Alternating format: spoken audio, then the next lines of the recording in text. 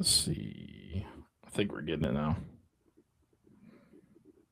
Yep, there we are. Okay, here we go. In five, four, three, two, and one. What is up, everybody? Thank you for joining us here on the Welcome Home Podcast. I'm your host, Famously Garnet, and I'm joined by Coach Q. What it do, y'all? What it do? That's the question, Q. That is the question, the ultimate question. And what is Gamecock baseball doing? That would be my first question. What are they? What are they doing? We're gonna get into that. It's not gonna get pretty. It's not gonna be fun to talk about it. We have to talk about it nonetheless. Gamecock women's basketball. They have found out who they are playing, so we're gonna go over that tournament bracket. Exciting stuff there. South Carolina is the 10th. Gets a number one seed for the 10th time in school history. That is great stuff, Q. Tremendous things that Dawn Staley's done in That's South really good, Carolina. Fantastic. And then finally, we're going to end things up. We're going to talk about Jaden Kelly Murray committed to the Gamecocks 2027 wide receiver commit right out of South Carolina, originally from Somerville. He's transferring to Oceanside Collegiate Academy to finish his senior year. So we will get into all that here, Q, here in a moment. But before we do all that, Q, I would be remiss if I did not congratulate the track team for doing what they did, Q. History was made. History was made. History was made. So we need to give our guys their flowers there for doing what they did, man. And that is shout out to the first time in school history. The men's 4x400 relay team are NCAA indoor champions. First time in history. And that goes a long way, Q, because we've had a lot of great track stars at South Carolina. That's fact. So congratulations to the young men that were able to achieve that brought home those trophies that are our national champions, man. I guess it's not all bad when South Carolina's name is mentioned, unlike other people feel. No, not at all. Not at all, Q. Not at all, Q. Not at all. Because I swear we don't just play men's basketball, we don't play just football, we don't just play baseball. We have a softball team, we have a women's basketball team. Once again, 10 consecutive time that they've been a number one seed. 10. Do you understand what 10 means? I know the person that said that can't count. I know they struggle with counting. They struggle with anything, especially if that number's getting a little too high for, you know what? I'm a chill. But 10 consecutive times, that means for a decade. That's 10 consecutive years that you've been able to do that. That is remarkable. That's not an easy thing to do. There are teams, i.e. Stanford, who literally were number one seeds all the time to now they don't even make the tournament. You don't know how tough that really is to do. So shout out to all the sports at our beloved school who are doing fantastic. They're doing great. Yeah. There's a reason we shout those teams out a lot here when we know what's going on. That's the reason why we talk about it. Just for the University of South Carolina, it's not just specific sports. So, no matter what, like I've told people before, quit letting people make you think that they've been fans the whole time when they've never been a fan at all. It's a difference between being a fan and using a school to up your platform. It's two different things, guys. It's two different things. Yeah, absolutely, Q. Very well said there. Q, before we go into the full baseball point here, we do need to bring up the news that former former outfielder for the Gamecocks, Brennan Dees, he's a major part of the 2001 Super Regional team, passed away in Montgomery, Alabama, in a car crash over the weekend. So, prayers to his family during this time. That's absolutely it's one of those names people remember when they look back at those teams that were pivotal towards where South Carolina became later on. Very good team.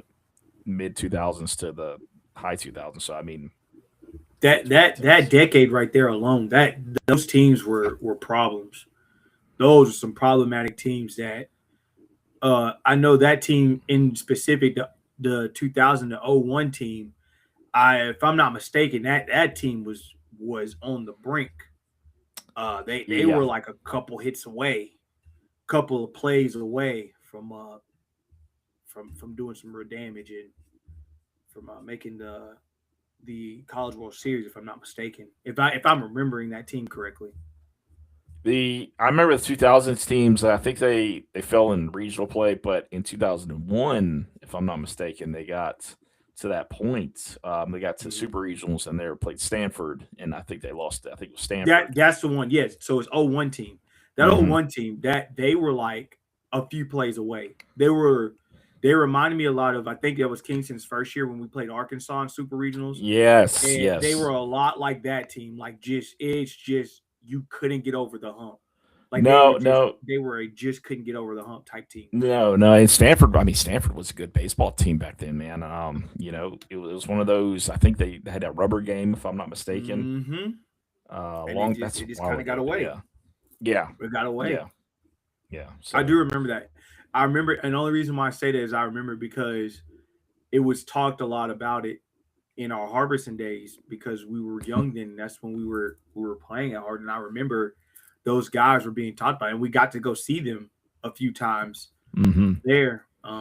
When I know a lot of you kids don't know about Capital City Bombers too. Like there was just so many things you guys just don't know. Speaking of that, the Fireflies, they're having a Capital City Bombers night, man. They're doing the whole throwbacks. They're bringing the jerseys, the hats. It's not the Capital City Bombers. It's not the same. It's not. I want to sit on those broken bleachers, with those dollar hot dogs and the sun beaming down. Those were the days in Columbia, guys. I don't ask for much, but let's just do something smarter than turn this into an apartment complex or a Walmart or whatever else they had going that they're going to turn that old stadium to. Let's not do that. Let's not do that to Columbia just for leave one. It there for us. Like, just leave it there for people who know how much it meant, man. That those Bombers were you got to remember we didn't have professional teams, and so that was like our professional team. Like that was who a lot of people hung their hats on, from Cola, Aiken, Augusta. A lot of guys traveled from that. And I believe Hank Aaron played there, if I'm not mistaken, at one point. I think he did. I think he did. There's some past there with Hank Aaron that I believe it involved Hank Aaron. I could be wrong. Maybe name drop the wrong guy there, but I'm pretty sure it was the Hank Aaron. I think it was. There was a lot of good guys that came through there. If I'm not mistaken, there's a couple guys that came through Columbia playing ball before they went to the majors. And so just a little history lesson for you guys there. So just a little history lesson for y'all for that. Yeah. And as we can reminisce from the good days, unfortunately, we are living in reality, and reality is not pretty as South Carolina gets swept by Florida, which, I mean, the pitching was there the first two games. It really was, but your batting has gone non-existent. Your hitting has gone non-existent. And Cuba, this is what drives me crazy, is that time and time again, I am told through people that know people in this program, not going to name drop any names, not going to put them on the spot like that, say that Paul Mainieri and Terry Rooney have essentially shut out Monty Lee when it's all said and done.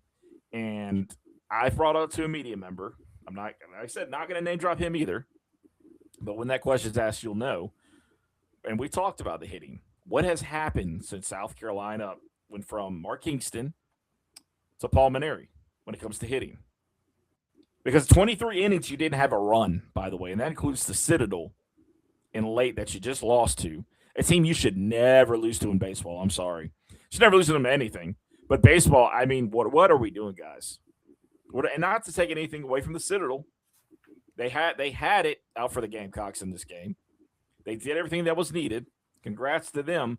But that is a team from this state that you should never lose to. Okay, if you drop one to Coastal, okay, it happens. Coastal is a ball club. They're known to do these kind of things. But schools like USC Upstate, the Citadel, College of Charleston even, which, I mean, they have ball clubs normally with Chad Holbrook down there. But you should never lose to the Citadel. And now we are seeing this play out in real time where you had the pitching Friday game. Gunther, lights out. He played his ass off. I couldn't tell you the last time that Florida went hitless through, 7, 8, 9 innings. I couldn't tell you the last time that's happened in college baseball. It was 9 innings. And we squandered that. We squandered that opportunity by lack of hitting, lack of situational hitting. It just never stops. So I'm gonna go to game one. I'm gonna go to game one. I'm gonna start with game one. KJ Scobie with no outs, a guy at first. If I'm remembering stuff correctly, no outs, a guy at first, 3-0 count, erratic pitcher, and this head coach said, well, I gave him the green light.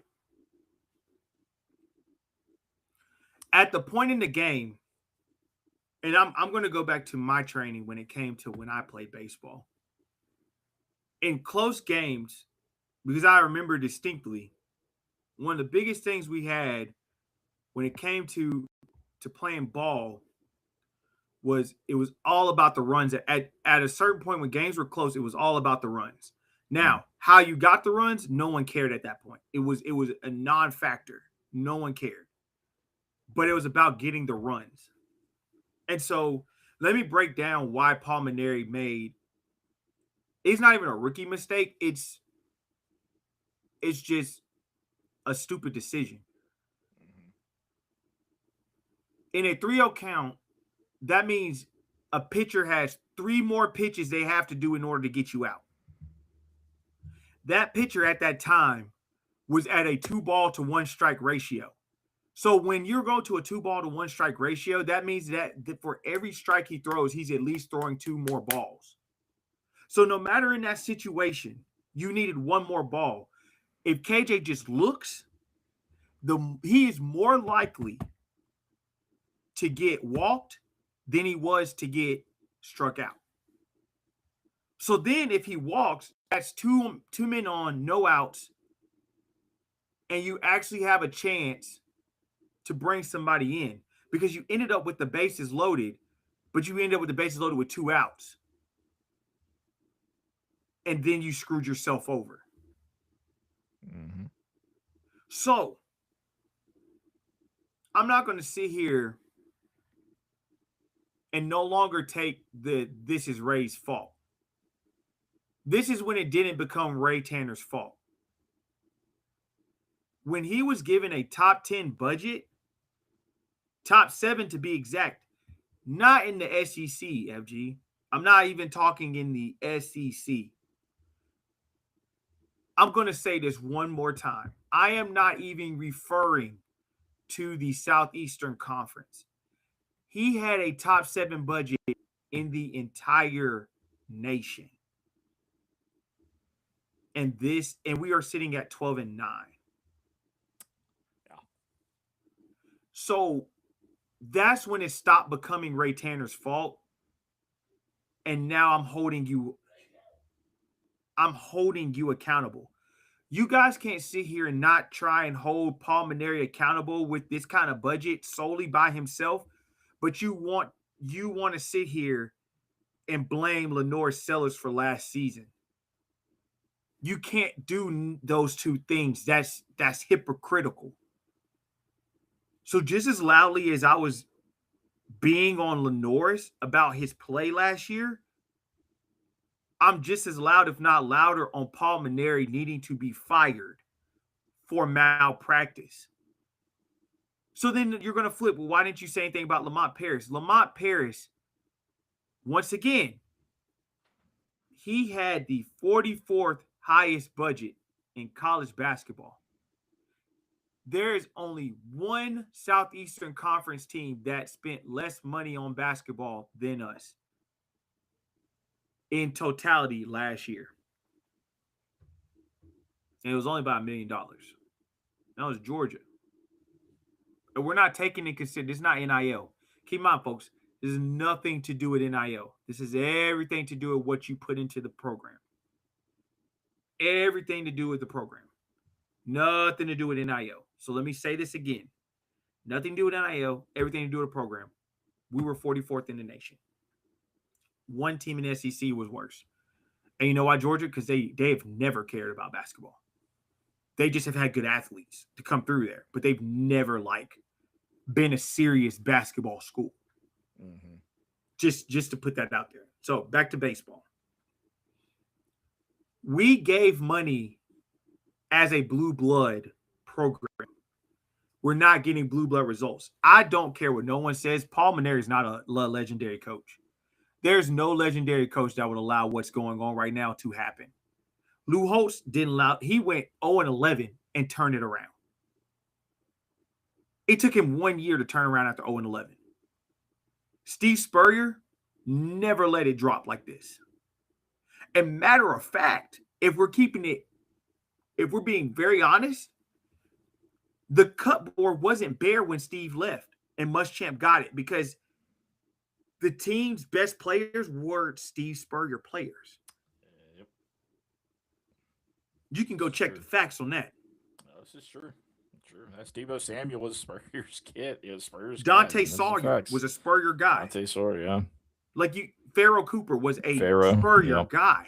Mm-hmm. So I cannot give y'all those things, those legends left us high and dry. No, the only person that's ever been a legend and left you high and dry is Paul Mainieri. Paul Mainieri's terrible.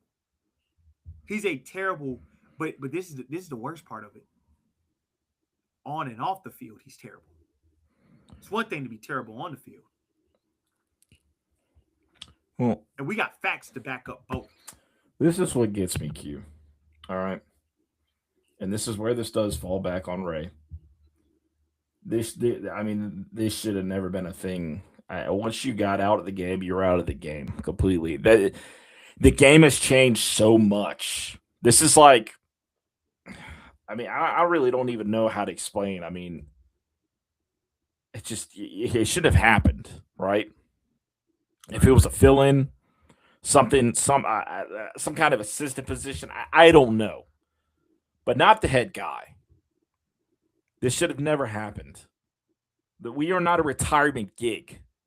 We are not something that you do at the last minute at the University of South Carolina. Not with our baseball program. Not when you've won 2 national titles back-to-back, almost made it 3. Not when you've had all this postseason success, and you are looked at, by the way, as a blue blood in college baseball.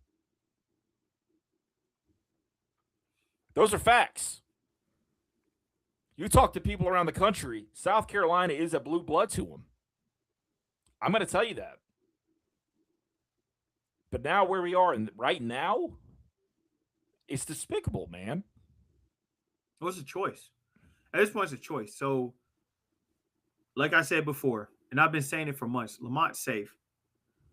Donati's gone after this year. I'm going to go ahead and let you guys know that. Right now, no holds barred. Donati is not letting this happen again. So my apologies. Paul Mainieri's gone this year. Paul Mainieri is 110% gone this year. 110%. I've talked to sources several times. There is no way on God's green earth he's kept. The only way he is kept is if he wins supers. We're talking like he has to make it to the College World Series in order to be kept next year. And it's not going to happen because his ego is too prideful for the situation. And that's why I don't understand, because if I was able to ask Paul Mainieri questions, my first question is, why is your ego so big that you don't see the issues that you have in front of you? Why can't you see what everyone else is seeing? You see an empty ballpark. You don't even see kids running around like you used to in Founders. Oh, no. You don't have none of those things because you have one of the most piss-poor products we've seen ever in the history of this baseball program. A very prideful program. Mm-hmm. Yeah. So if you want to be real about the situation, let's get real about the situation. Well, you need to step down. Yeah. Paul needs to step down. And I'm going to say it every single episode. Paul's got to step down. Well, J.C. Sherbert over there at Inside Carolina, I believe that's his new thing since he left the Big Spur.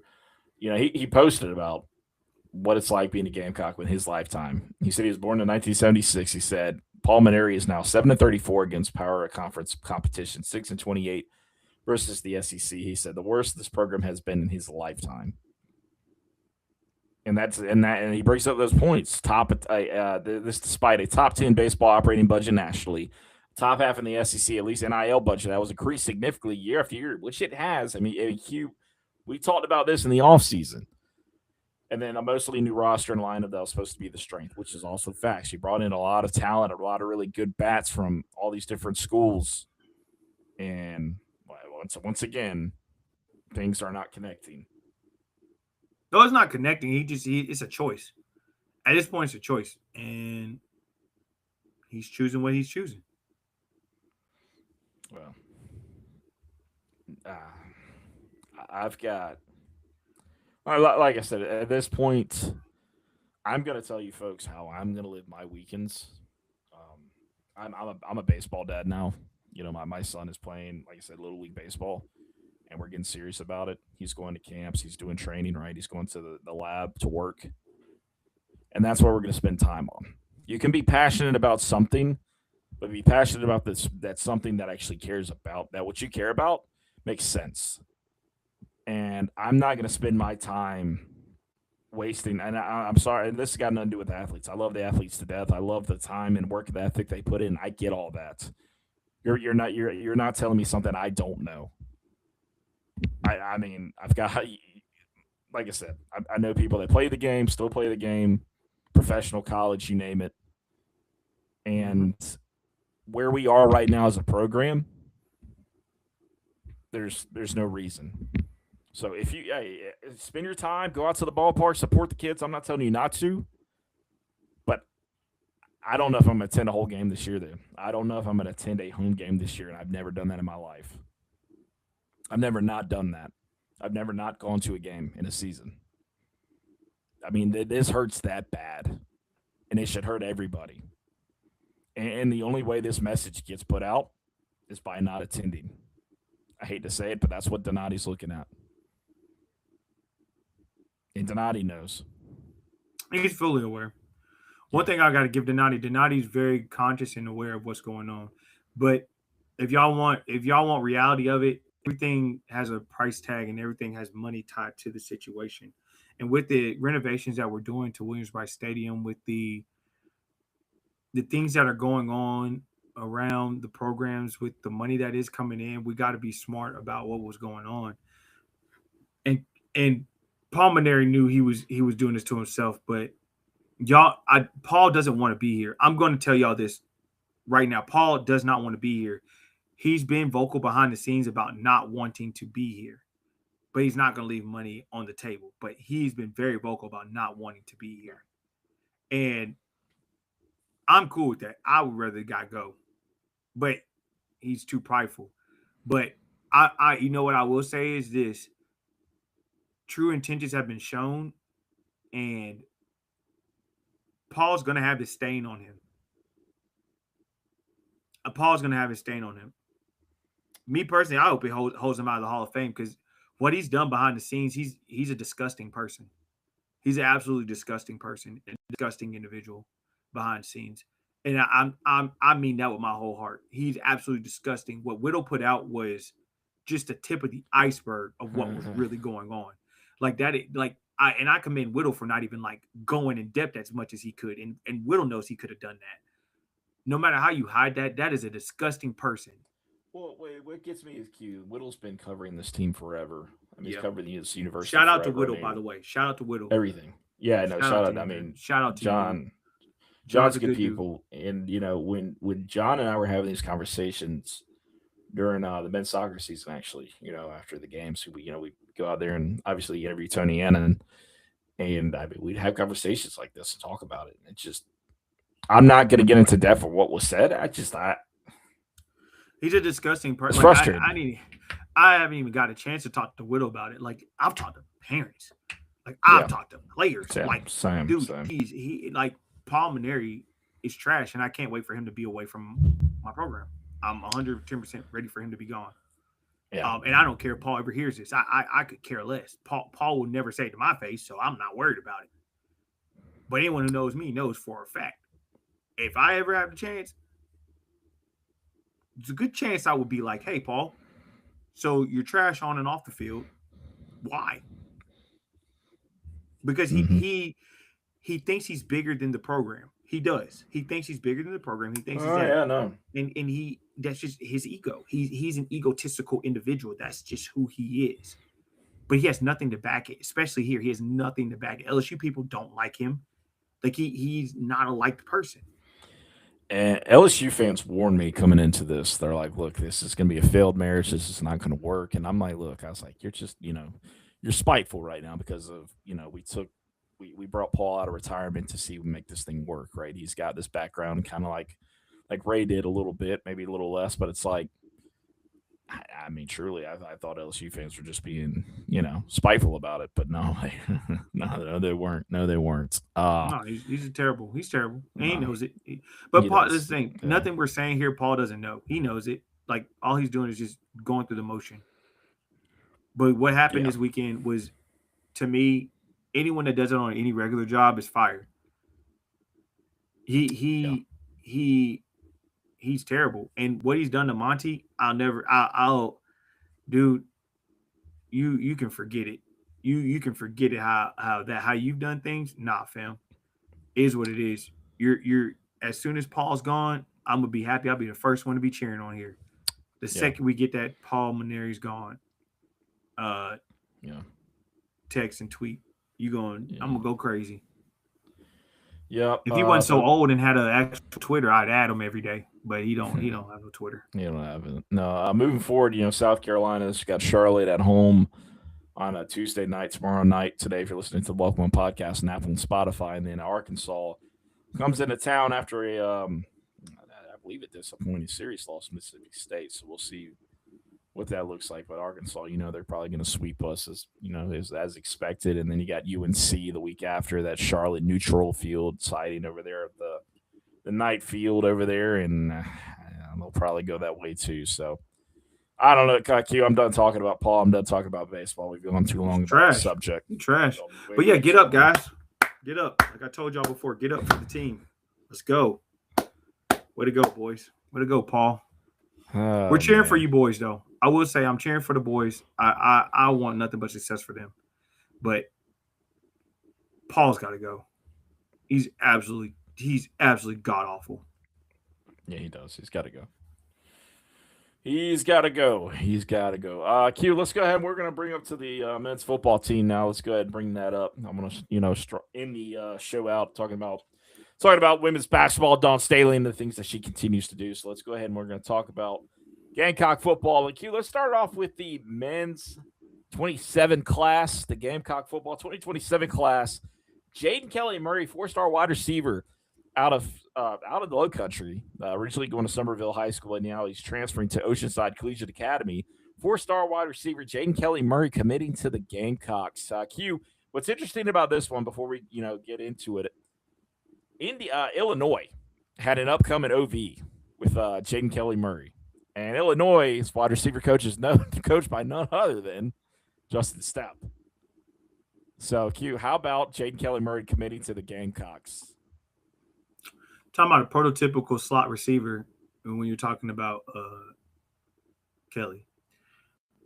Jaden, in my personal opinion, has a route tree a little more advanced than Jaden Sellers.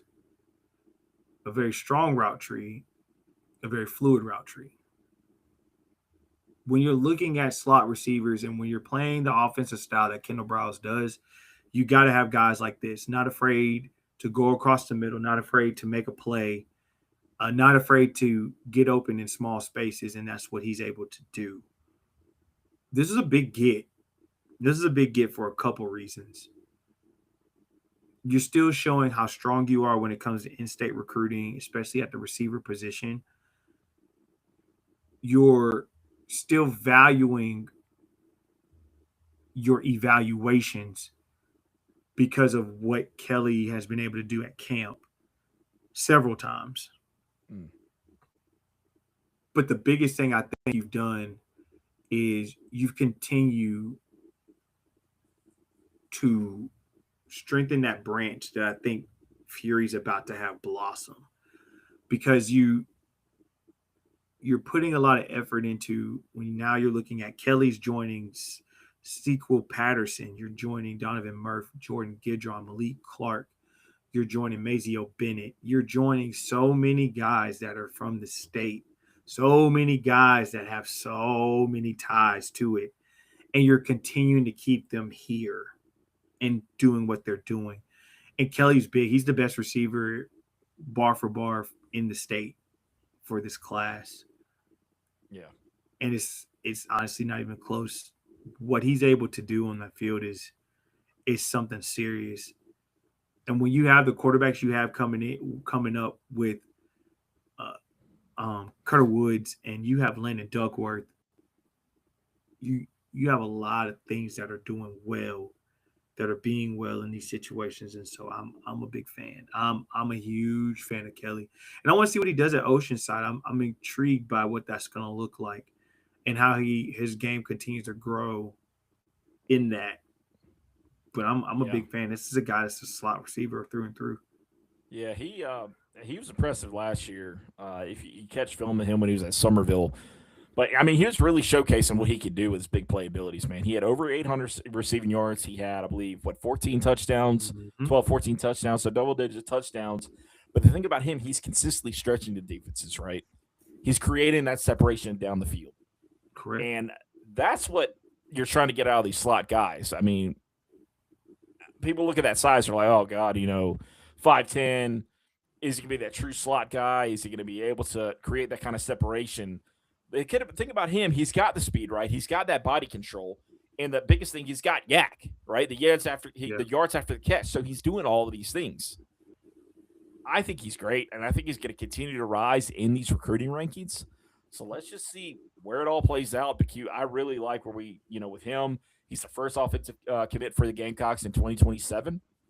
So I like the start, man. I like the start. So I agree. It's going to get interesting, Q. Let's go ahead and let's get into recruiting. You've got a lot of things going on, Q, that we're looking at. Obviously, there's camps coming up. There's OVs. What Q that you're seeing interests you the most that's coming up here for the Gamecocks for recruiting for 20? Well, I would definitely say this weekend. I think this is going to be the first weekend weather doesn't play a factor in guys getting on campus and with holding back guys from getting on campus. A lot of guys from out of town will be in town this weekend, whether it be from Texas, whether it be from Pennsylvania, wherever they're going to be in town. Kelly's going to be back on campus again to help out with recruiting. I'm hearing Fountain Mike join up and come back on campus and help with recruiting as well. You just got a lot of guys that are going to be in town and help out with this. And I for one am excited. Shane's on a good streak with this right now, but Shane also understands that the results are going to be the biggest thing that's going to sell a lot of recruits on getting on board and getting to where they need to be. And I know we're going to get into it in a second with what Kendall Browse and Clayton White said, but after practices today. But I think when you see the offense that Kendall brings to the table, I personally believe it's going to attract a lot more than you guys think it will. And I'm excited about that portion of it, is the attraction that it's about to bring to the table. So I think we should kind of keep watch. I think there's guys that you haven't heard a lot about recently that are going to be brought back to the table that are really important to what Carolina's doing. Carolina hasn't necessarily given up or anything like that. You got to play the long game with a couple people. And so I think that's going to be the main key. So I would watch for who's visiting, the amount they're visiting, and how OV season plays out. Because last year OV season was good, but like you guys had a lot of questions of like when people were going to commit. You got to kind of let people just do their thing and commit when they need to commit. Look at Darius Gray. Look at those kind of guys. You just got to kind of let people commit when they need to commit and understand what we're doing and where we're going. What does that look like for us?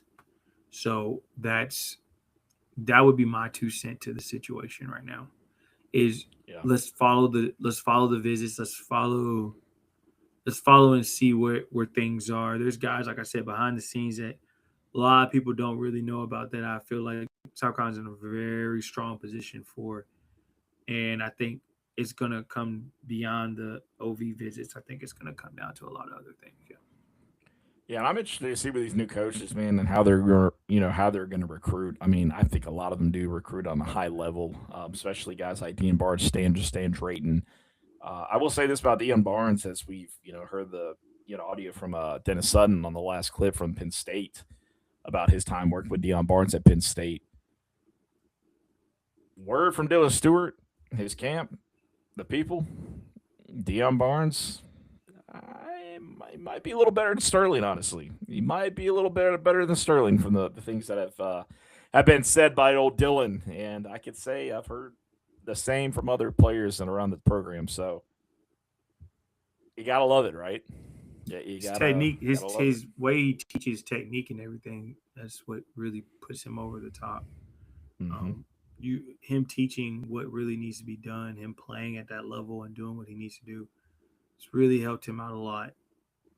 And Deion was a huge pickup, a huge pickup for a lot of reasons. I think this could really take off. Yeah, I do. I believe that's going to happen. I really do. I really do. So I'm excited to see what these guys can do on the recruiting level, where they're going to be at here soon. Q. I mean, let's talk about what was said in presser today, man. I mean, Kendall Briles talked about Lenoris. Clayton White was interviewed, talked about things that were going on. With Kendall Briles, I mean, what interests me the most with him working with Lenoris already, he's talking about his mental capacity and the coachability of what he can do. And it's kind of funny because narratives out there, they seem to write themselves sometimes. It's like, oh, well, Norris is now all of a sudden not coachable because we've seen the NIL numbers and all this other BS. Get out of here with that, man. And so when you hear guys like you hear your new OC Kendall Briles, like, oh man, what's amazing with him is that his coachability and his mental capacity, what he's got to offer. I mean, and that he's a hard worker. I mean, are we really surprised to hear that? No, we're not. Not me. Let's get back to reality, fellas. Let's get back to reality, ladies and gentlemen. Right? Back to life, back to reality. Come on now. That's the same quarterback that went to Clemson and then did and shocked the world at Clemson. That's the same quarterback that shocked A&M, right? And other schools. I mean, I'm just saying. I'm just saying, like, I don't know why people are like, oh, man, I didn't. Okay, he's all right after all. Come on, man. Come on. That's how they operate, man. So I found out that's how they operate. Yeah. So. Yeah. No, the presser was good. Kendall Briles was very open and honest. He's understands, like, I got to have everybody prepared, especially how he talked about the offensive line. I've got to have everybody prepared, and he's right. You got to have everybody prepared, ready to go. 6-7 out there. So that gives you exactly what we told you about. He's looking at that 6 to 7 for wide receivers in eighth. You never know what could happen. We could get banged up. He's looking at 4 running backs going into the season, 6 running backs total. Like, he's telling you, like, he's got to have these numbers and these milestones, and we're finally getting to that point where we have those type of things. And so I'm excited to see this plays out. I want to see what Kendall's able to do. I like the mindset for one of these quotes here. He was talking about his past offense at TCU with Josh Hoover, right? Mm-hmm. He was saying, we are probably more throw happy than we'll be here. He said that just fit Josh and his skill set, talking about Josh Hoover at TCU. He said that Lenoris' durability will be able to do more of that and use his legs at times. When he said, when Kendall's like, oh, I know what fit his needs. I know what Josh Hoover was able to do at TCU compared to what Lenoir Sellers is going to be able to do at South Carolina. Between the different skill sets, that's a breath of fresh air. Yeah. That's what that is. Understanding what you have is going to be the key to this whole situation.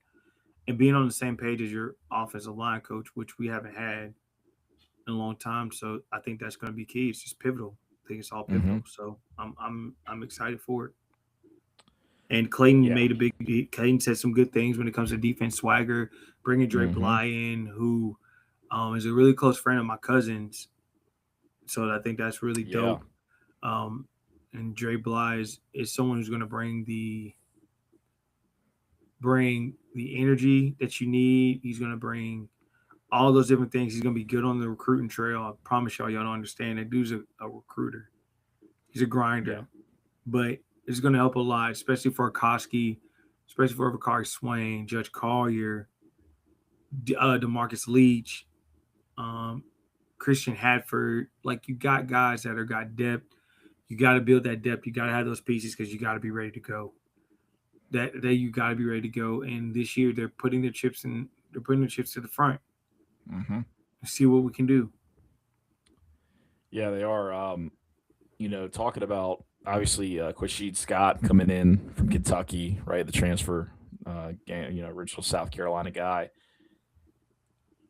I'm interested to see how he's going to fill in for with Jalen Kilgore, right? After you lose him, but here's the thing. I mean, his physicality with Scott is strong, and I think Torian Gray is going to find the best there out of him. I mean, he's got speed. He's got nickel. Right? He's got that nickel tied up, man. Yeah. He's got the nickel tied up, and I think that's going to be good because it's going to give some flexibility to a lot of different places, and that's why I feel like you'll see Currents play a huge role this year. I think that's why you're going to see Kendall Daniels play a huge role this year. Mm-hmm. See a lot of guys that didn't see last year play a bigger role this year. So, yeah. Yeah, and Clayton also said that, Currents and Julian Walker are two guys that could absolutely be able to have immediate playing time if they continue to develop, and as they probably will. So don't be surprised if you see these guys out there, and it's not the lack of what you have out there in depth. It's just the lack of they're that damn good, right? So people will see. It's people will see. Yes, they will. Yes, they will. And it's going to be interesting to see what these defensive tackles do. Obviously, you got Tommy Waugh and Kelby Collins. So you got some really great names there.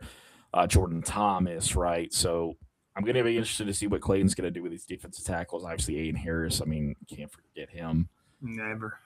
No, not at all. So he's so talented. He is. But we are, ladies and gentlemen, we are popping pads now. We are popping pads, and things are going to get fun here soon, man. The next few weeks, things are going to get more progressive. Obviously, Q and I are going to have a lot more things to talk about.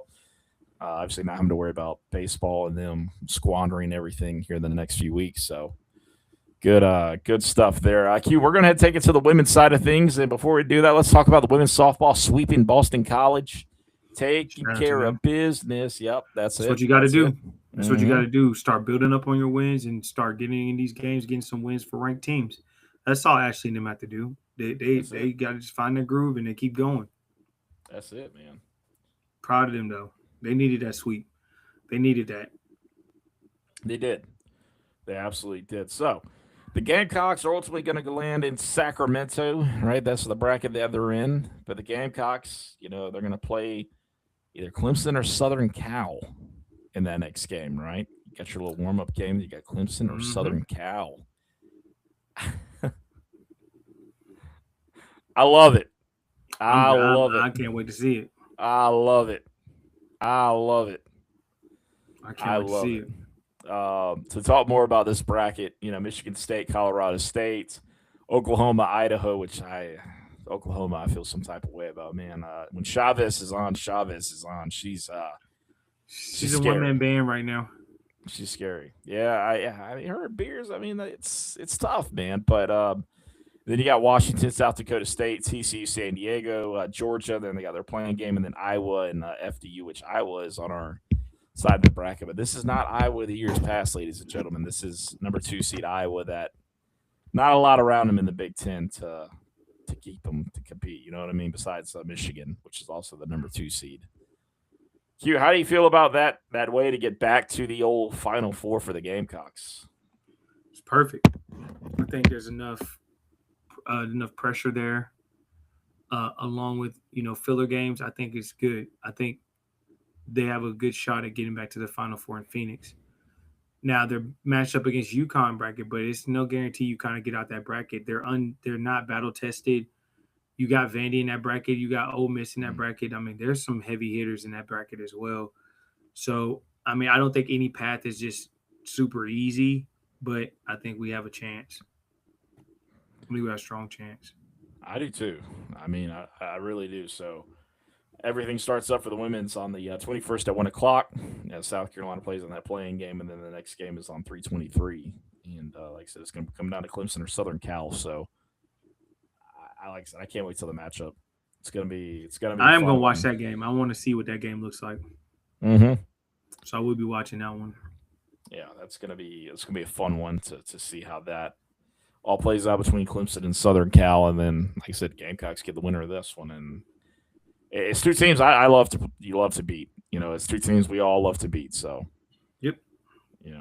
Outside looking at the other brackets, I mean, they didn't do LSU too many favors, man. Putting them in with UCLA.